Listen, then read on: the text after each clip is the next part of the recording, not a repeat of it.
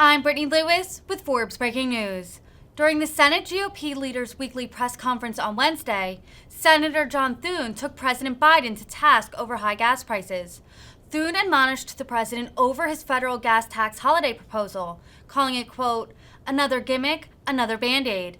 According to data from AAA, as of Wednesday, the national average gas price is just over $4.95. Here's more from the Minority Whip. And just to follow up on what the leader said about the 2017 Tax Act, the increase in revenues is such that Democrats don't need to raise taxes. They don't need to raise them by $1 trillion or whatever it is they're talking about to fund more expansion of government. The federal government has more revenue today coming in as a percentage of GDP than it has at any time since the year 2000. And as the leader pointed out, income tax on the individual side, corporate side, capital gains taxes, revenues all up. And thanks in large part to the good work that was done in 2017 on the Tax Cuts and Jobs Act.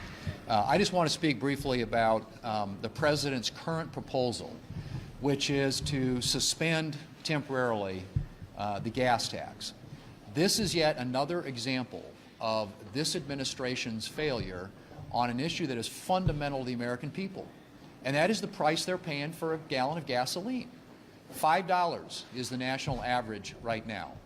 And what the administration, of course, is coming up with is yet another gimmick, another Band-Aid, and something they know is dead on arrival up here in Congress. The President knows it, Democrats know it up here, and I think from what we're told, they've conveyed that to him. So the question is, why do people at the White House continue to talk about ideas like these that are going nowhere? Why are they talking about tax rebates? Why are they talking about, trying to convince other countries around the world to up their energy production when we have ample energy supplies right here in the United States?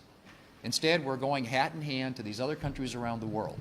Why is he continuing to talk about a gas tax holiday and tax rebates and all these things that don't treat the fundamental problem? And that is that we have taken American energy producers out of the game. All this administration has to do is get these energy producers off the sidelines, back in the game, start increasing American energy production, American energy supplies. It'll start meeting demand, and gas prices will start coming down. That's the formula. The President and his policies have contributed to where we are today. It's as simple as that, and they can fix it, but they've got to start focusing on the real problem and not on gimmicks that they know are going nowhere.